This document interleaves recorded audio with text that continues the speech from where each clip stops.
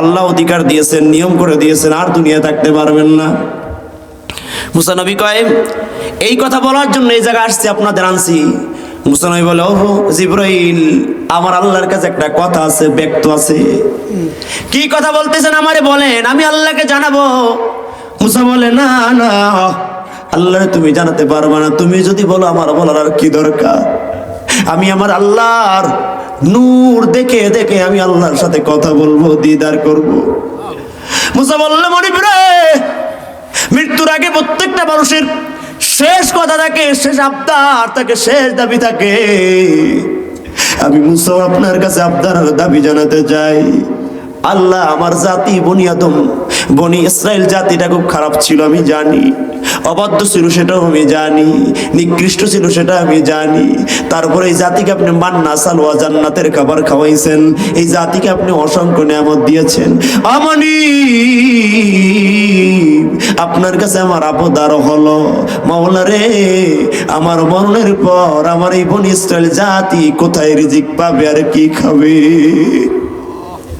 রহমতের নবীর মৃত্যুর সময় বলেছিলেন, ও আমার উম্মতেরা, নামাজ নামাজ নামাজ। শেষ কথা ছিল নামাজ ছাড়বা না যারা আমি নবীর উম্মত হতে পারবা তারা। মৃত্যুর সময় বাবার কথা বলে নাই, মার কথা বলে নাই, মেয়ের কথা বলে নাই। নবী কান্না করতে করতে শুধু বলছে, আমার উম্মতের নামাজ তারে কোনোদিন ছেড়ে দিস না।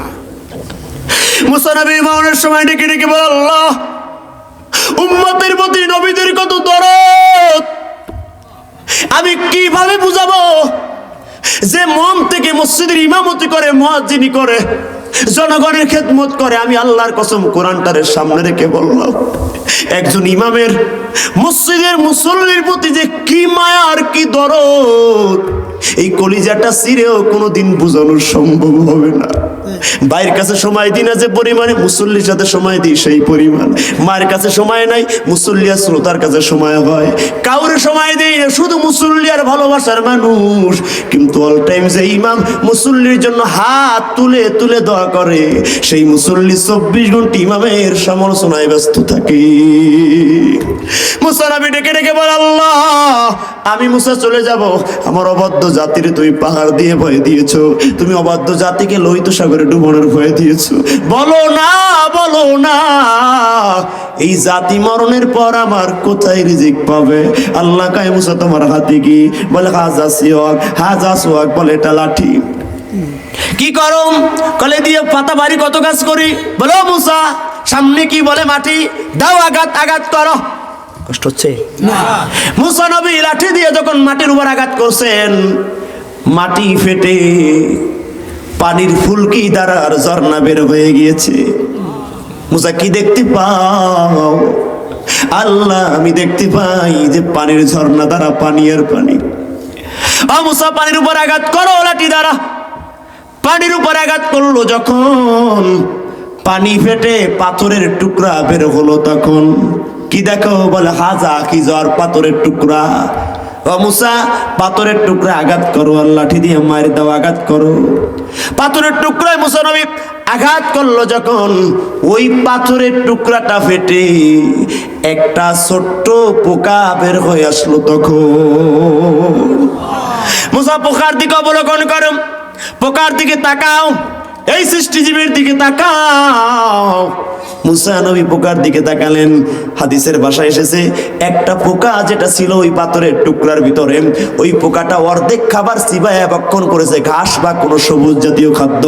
বাকি অর্ধেক এখনো চিবাচ্ছে, এখনো পেটের ভিতরে দিতে পারে না। মুসা নবীর আমার আল্লাহ বলে, মুসা, মৃত্যুর পরে বনি ইসরাইল কে খাবে?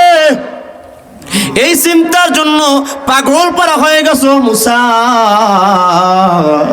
তুমি তাকায় দেখো, আঘাত করছো কোথায়? বলে মাটিতে। এরপর আঘাত করছো কোথায়? বলে আল্লাহ আঘাত করছি পানিতে। এরপর আঘাত করছো কোথায়? বলে আল্লাহ আঘাত করছি পাথরে। কি বের হয়েছে? বলে পোকা। বলে মাটির নিচে পানি, পানির নিচে পাথর, পাথরের ভিতরে পোকা। আলো যায় না, বাতাস যায় না, খাবার যায় না, অন্ধকার। সেই জায়গায় রিজিক পৌঁছায় কে? আসতে বললেন না? ডান হাতের শাহাদাত আঙ্গুলটা আসমানের দিকে তাকায় মোহব্বত আর ভালোবাসা নিয়ে বলেন, রিজিক পৌঁছায় কি? আর জোরে বলেন আল্লাহ। জিহ্বা নাড়ায় বলেন আল্লাহ। ও মুসা, এই প্রাণীটা আমি এমন ভাবে সৃষ্টি করেছি, আরে এসির ভিতরে রাখা লাগবে, আইস জায়গা রাখা লাগবে, যদি রোদের তাপ পড়ে এই পোকাটা মারা যাবে, যদি অনেক বাতাস পায় পোকাটা মৃত্যুবরণ করবে। এমন কায়দা করে আমি আল্লাহ পোকাটা রাখলাম, ওই পোকাটারে পাথরের ভিতরে খাবার পৌঁছাইছে যিনি, তোমার আমার রব হলেন তিনি। ও মুসা, যেই পোকাটারে খাবার আর রিজিক দিতে পারে সে কি তোমার বনি আদমরে খাবার দিতে পারবে না? শিশুকালে মায়ের দুধে ভাষাও খোদা প্রাণ, মায়ের স্নেহে বেড়ে উঠি তোমার অবদান। বন্ধু হয়ে ভালোবাসা সরাও জগৎময়, তোমার মতো প্রিয় বন্ধু যার হৃদয়ে রয়, তার কি আর থাকতে পারে, তার কি আর থাকতে পারে দুঃখ কষ্ট ভয়, তোমার মতো প্রিয় বন্ধু যার হৃদয়ে রয়। চিল্লা বলেন আমাদের বন্ধু কি? রব মানে হলো রিজিক দাতা। রব মানে কি দাতা? রিজিক দেয় কে? আরো জোরে বলেন কে? ওই আল্লাহ মুসা নবীর কওমে রিজিক দিয়েছে, পোকার ভিতরে রিজিক দিয়েছে, সারা পৃথিবীর সমস্ত প্রাণীকে রিজিক দিয়েছে। বলুন আপনারা আমারে দিতে পারবে কি পারবে না? বলেন না, বলেন না, বলেন না। এ ভাই, তাওয়াক্কুল রাখেন, ভরসা রাখেন মালিকের উপর, চাকরির উপর নয়, ব্যবসার উপর নয়, ক্ষমতার উপর নয়, কোন আয়ের উৎসের উপর নয়। ভরসা থাকবে কার উপর? রিজিক দেওয়ার মালিক তুমি আল্লাহ, চেষ্টা করার দায়িত্ব আমি মোল্লার। জোরে বলেন না কেন? চেষ্টা করবেন আপনি, দিবেন কে? আরো জোরে বলেন কে? এটা আমার আল্লাহর ওয়াদা।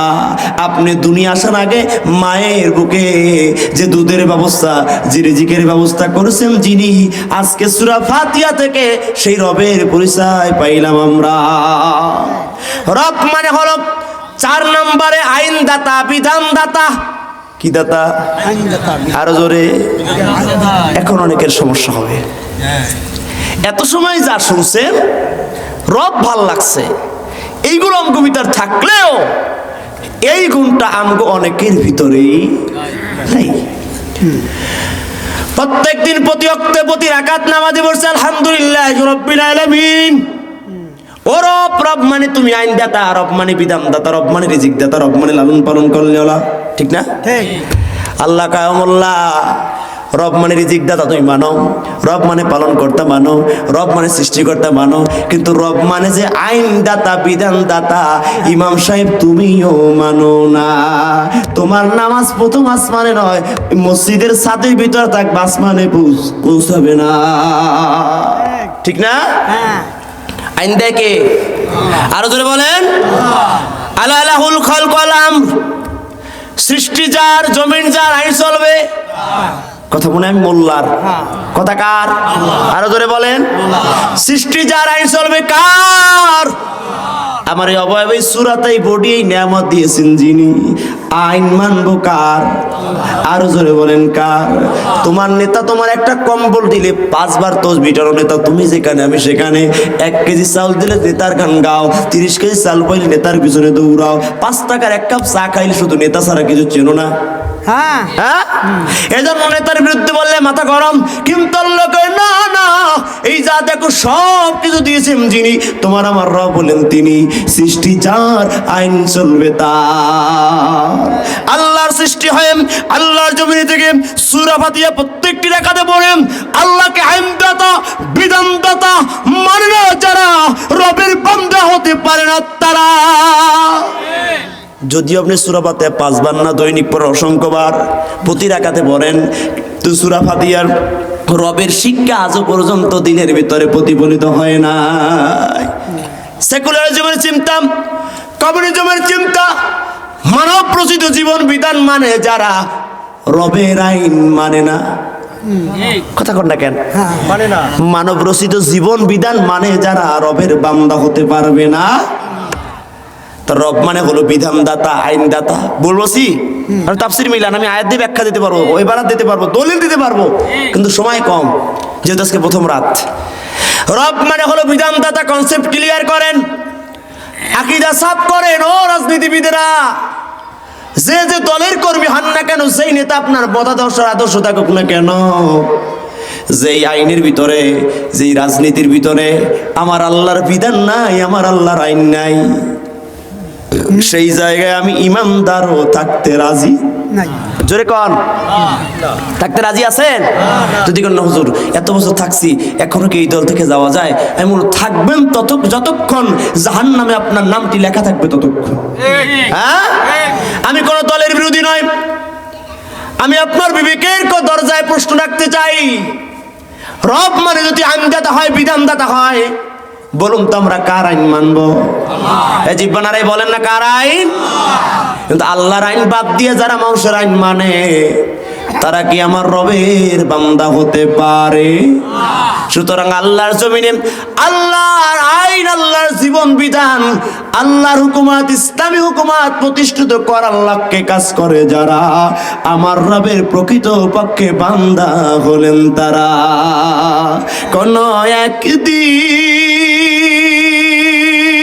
এদেশের আকাশে কালিমার পতাকা দুলবে, সেদিন সবাই খোদাই বিধান পেয়ে দুঃখ বেদনা ভুলবে, সেদিন সবাই খোদাই বিধান পেয়ে কষ্ট বেদনা ভুলবে, সেদিন আর রবে না হাহাকার, অন্যায় জুলুম অবিচার। মারহাবা বলেন। সেদিন আমরা চাই কি চাই না? আল্লাহ যেন কবুল করেন, কারা আমিন। সূরা ফাতিহার কয় আয়াতে আছি আমরা? কয় আয়াতে? আলহামদুলিল্লাহি রাব্বিল আলামিন। রব মানে হলো আইনদাতা। কি দাতা? রব মানে হলো বিধানদাতা। জীবন থাকবে যতক্ষণ রবের আইন মানব ততক্ষণ। রবের আইন মানতে প্রাণপর চেষ্টা করে যারা, এই জমিনে